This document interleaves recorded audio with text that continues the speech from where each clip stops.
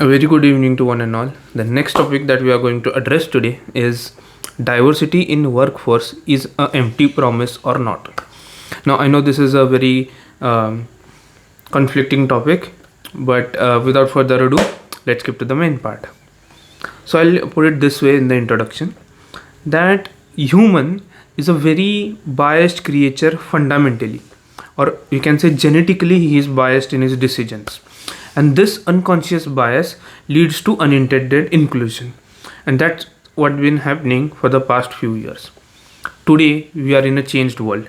Our fifth sustainable development goal states that there should be gender diversity in an organization or everywhere.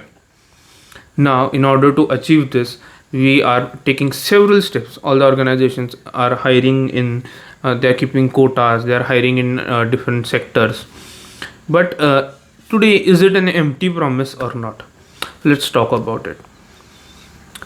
I think that today organizations are using gender diversity as a silver bullet to improve performance, which is not really the case. You cannot just diversify the organization by just hiring people.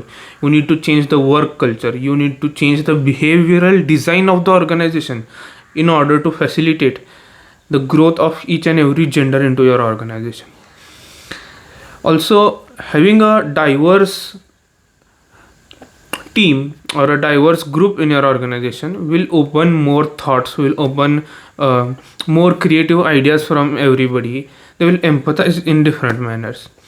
Also, we can talk about the women's share here.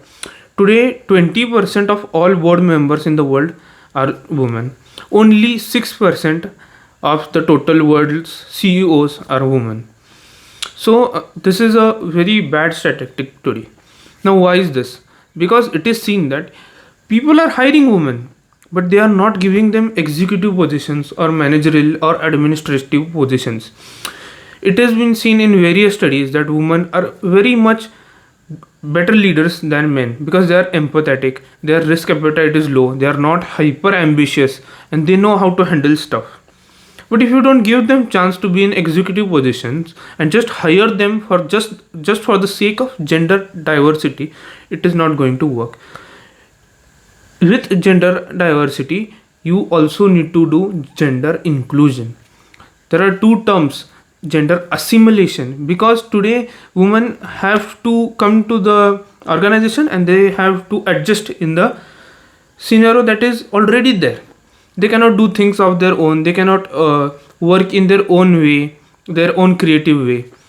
So that's what we need to change from gender assimilation to gender inclusion, where each and every idea is welcomed, different styles of leadership are considered, and then we move forward in an organization. Also, many women have complained that there is a glass ceiling at some level in an organizational when we go upwards in terms of success.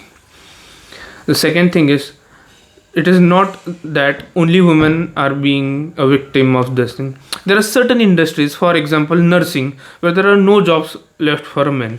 Also, we need to break those stereotypes and then make these kinds of sector more gender friendly also. And last but not the least, we should never forget our brothers and sisters from other genders, third genders, and other communities as well.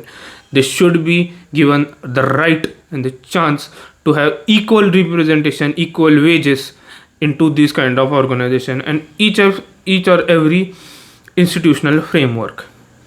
Also, at last, I would like to quote that it is a role of an HR that we should understand and we should implement this diversity and inclusion, which will go hand in hand, and then create a better organization.